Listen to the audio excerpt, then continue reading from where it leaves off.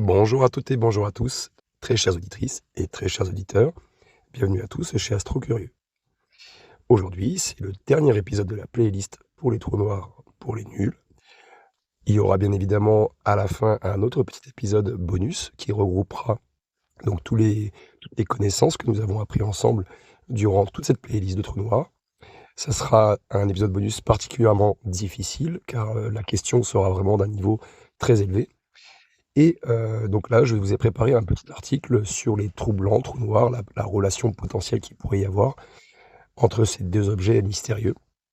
Et donc il ne sera pas très long, mais on fera donc le petit quiz juste après cet épisode. Et après, normalement, juste après, vous allez avoir l'épisode bonus qui sortira. Et je vous conseille de l'écouter attentivement, puisque la question du quiz est particulièrement difficile. Voilà. Bonne chance à tous en tout cas, et à tout de suite. On se revoit après l'épisode. Allez, à tout à l'heure. Alors, tout d'abord, parlons des fondations des trous noirs et des trous blancs. Donc, depuis des décennies, les trous noirs fascinent les scientifiques et les passionnés d'astronomie. Ces objets célestes se forment lorsque des étoiles massives s'effondrent sur elles-mêmes et créant donc une région de l'espace où la gravité est si intense que rien, pas même la lumière, ne peut s'en échapper.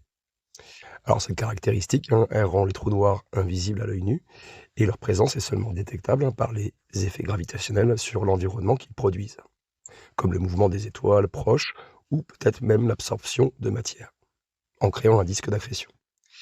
Alors le concept de trou blanc, en revanche, lui, il est bien plus théorique et spéculatif. Il est issu des mêmes équations de la relativité générale d'Einstein. Le trou blanc, en fait, il peut être décrit comme l'opposé du trou noir, si vous préférez. Alors qu'un trou noir donc attire tout dans son horizon des événements, eh bien un trou blanc, lui, il expulserait toute la matière et l'énergie. Et ça agirait comme une source de matière et non comme un puits, si vous préférez. Donc en théorie, rien ne pourrait entrer dans un trou blanc. Et tout ce qui serait près de son horizon des événements, eh bien, serait repoussé à une vitesse effrayante. C'est l'inverse, en fait. Puisque quand on se rapproche de l'horizon des événements, la, la gravité est si forte que cela ralentit le temps, vous comprenez? Donc, un trou blanc, il fait l'inverse. Il accélère le temps. Il accélère, enfin, je ne sais pas comment expliquer plus simplement, mais en gros, il fait l'inverse du trou noir et il vous éjecte à une vitesse presque proche de celle de la lumière, quoi. Alors les trous blancs, ils sont apparus pour la première fois dans les travaux théoriques des années 1960, où les équations d'Einstein, en fait, montraient, la possibilité mathématique de ces objets en tant que solution miroir, des trous noirs. Donc, il y a quand même un souci, c'est qu'aucun trou blanc n'a été observé directement et du coup, ça soulève quand même des questions. Est-ce qu'ils existent vraiment ou sont-ils simplement des artefacts mathématiques sans réalité physique? Après, moi, j'ai envie de rajouter aussi un autre point qui me vient à l'esprit, que je n'avais pas écrit, mais il pourrait faire partie peut-être possiblement d'une autre dimension. Une dimension qu'on ne peut pas percevoir pour le moment. Parlons maintenant de la théorie contemporaine et des explications spéculatives qu'il y a à leur sujet. Alors, bien que l'idée de trou blanc ait été longtemps, très longtemps même marginale, il y a quand même certaines théories modernes qui essayent d'expliquer leur rôle potentiel dans le cosmos, et une hypothèse récente qui explore l'idée que chaque trou noir en fait pourrait être relié tout simplement à un trou blanc via un pont de type trou de verre. Alors, cette théorie, c'est en gros, selon cette théorie, un objet aspiré dans un trou noir pourrait ressortir par un trou blanc dans un autre univers ou une autre partie de notre univers. Et du coup, ça créerait ainsi une sorte de tunnel cosmique. Alors après, comment la matière ou l'énergie est transformée? Est-ce qu'elle est tout simplement régurgitée? Je sais pas comment on peut dire. Ou est-ce que, elle est transformée, quantiquement parlant et donc produit autre chose? Ça après, c'est encore des idées, on ne sait pas. Alors ce concept de trou de verre donc qui relie donc des trous noirs et des trous blancs, c'est tout de même fascinant, mais ça reste quand même spéculatif et ça défie notre compréhension actuelle de la physique. Ensuite, il y a une autre hypothèse qui est intéressante, c'est que les trous blancs, ils pourraient expliquer certains phénomènes énergétiques qu'on observe dans l'univers, comme les sursauts gamma. Les sursauts gamma, c'est des explosions extrêmement violentes et énergétiques qui sont observées dans des galaxies très lointaines. Mais leur origine, pour l'instant, elle reste un mystère. Alors, il y a certains physiciens qui proposent que ces sursauts gamma, on va dire ces sursauts gamma pourraient être dus à la désintégration d'anciens trous noirs et du coup qui se transformeraient en trou blanc et ça libérerait leur énergie accumulée, dans un éclair de lumière et de radiation intense. Donc ce qui laisse peut-être sous-entendre qu'un trou blanc, s'évaporerait, presque instantanément finalement. Dès lors que le trou noir meurt et qu'il s'évapore, il crée un trou blanc et le trou blanc, paf, il rejette toute l'énergie, ça crée un sursaut gamma et il disparaît. C'est peut-être pour ça qu'on les voit jamais en fait. Alors les chercheurs, ils se penchent pardon, également, sur la possibilité que les trous blancs pourraient jouer donc un rôle dans le cycle de l'univers. Alors c'est une théorie qu'on appelle la cosmologie cyclique, je ne sais pas si vous connaissez.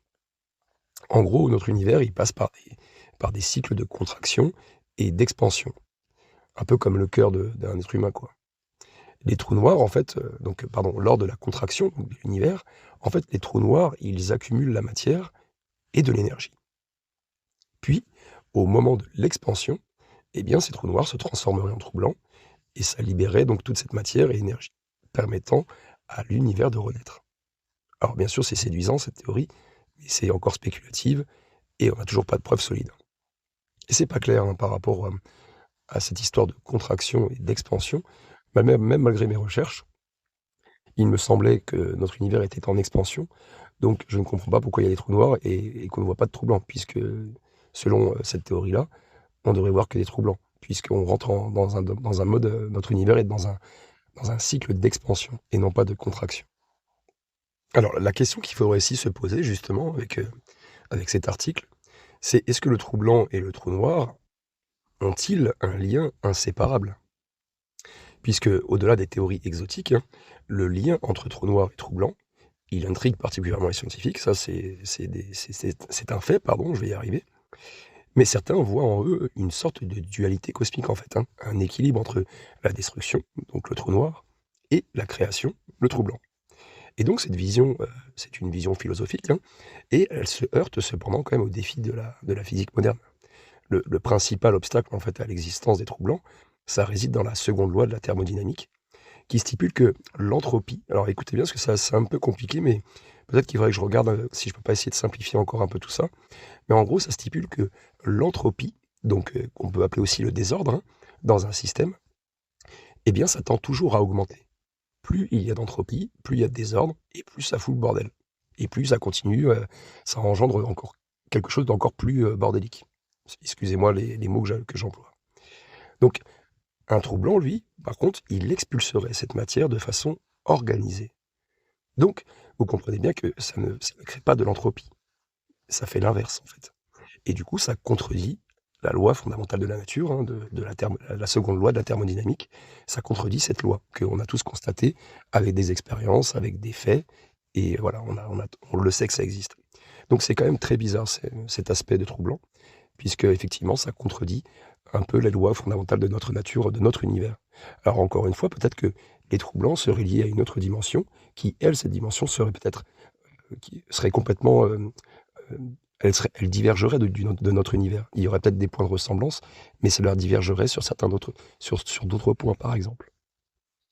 Alors bien sûr, il y a certains chercheurs qui avancent que les trous blancs pourraient exister, dans les premiers instants de l'univers, où finalement les lois de la physique telles que nous on les connaît maintenant, pourraient avoir été différentes.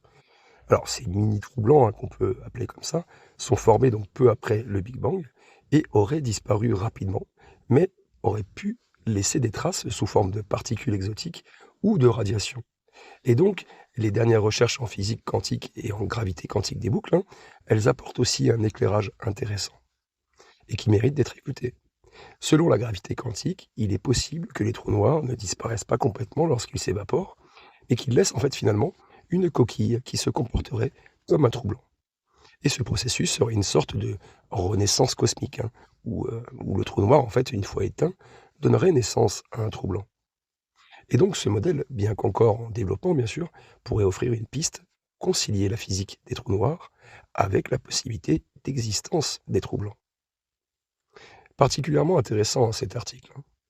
En somme, les trous blancs, ils demeurent quand même une énigme fascinante, aux confins de la science et de la philosophie, et bien que leur existence reste pour l'instant théorique, leur étude, elles ouvrent des portes, vous voyez, vers des questions profondes sur la nature de l'espace, du temps et même de l'univers, et peut-être des dimensions qui pourraient, le contenir. Donc en explorant les liens possibles entre les trous noirs et les trous blancs, eh bien les scientifiques espèrent un jour résoudre l'un des plus grands mystères de la cosmologie, c'est comment notre univers est-il structuré et quelles forces sont à l'origine. Et voilà, ça c'est des questions vraiment, bon, bah, ça fait tourner la tête. Voilà. Donc ce dialogue entre théorie et observation, il va continuer bien sûr sans doute à alimenter, hein, la recherche pendant de nombreuses années, des centaines d'années même. On n'est pas prêt de découvrir, voilà, hein, même si la technologie avance bien, on n'est pas prêt, je pense, avant 50-100 ans, de faire des découvertes vraiment majeures, quoi. Voilà.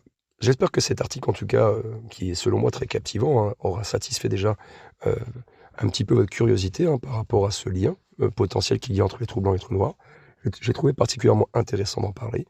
C'est donc, le dernier épisode, hein, de la playlist des trous noirs.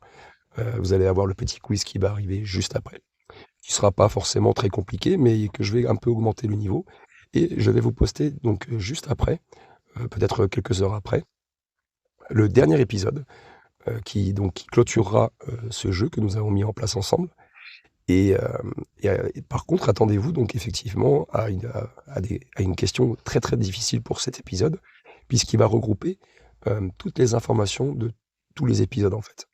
Donc voilà, la question va être très compliquée à analyser, à comprendre, mais je le fais exprès parce que voilà, j'ai déjà, je vous spoil un peu, mais en gros, j'ai déjà vu un petit peu les abonnés qui étaient le plus actifs et ceux qui avaient le mieux répondu et voilà, là, j'ai envie il faut que je les départage, donc j'ai besoin d'avoir un petit peu plus de stats pour pouvoir, voilà, sélectionner, les 2 abonnés. Parce que pour le moment, j'en ai retenu 5 ou 6, mais voilà, il faut qu'ils se départagent. Et après, comme je vous l'ai dit, il faudra attendre une semaine pour que le jeu, voilà, pour que les gens aient le temps de répondre, et qu'ils voient toutes les questions et toutes les réponses. Et après, voilà, je ferai une vidéo donc récap avec, c'est une grosse vidéo, hein, que je vous ai mis en place. Un Elle fait presque 1 heure à peu près, un truc comme ça, mais que j'ai coupé en 2. Et voilà, vous allez avoir vraiment tout un tas d'informations dedans qui sont vraiment très intéressantes. Et puis même pour vous aussi, ça sera utile, de revoir un peu toutes les questions, les réponses et une analyse un peu plus poussée de ma part pour que vous ayez quand même une bonne compréhension des quiz en fait, hein, qui étaient en question.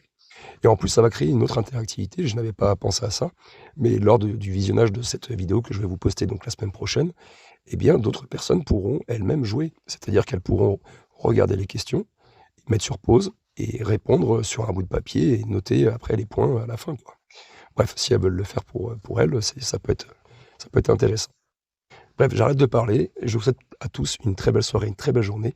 Si vous avez aimé le contenu, n'hésitez pas à liker, à commenter et vous avez aussi mon Tipeee dans la description, n'hésitez pas. Prenez soin de vous.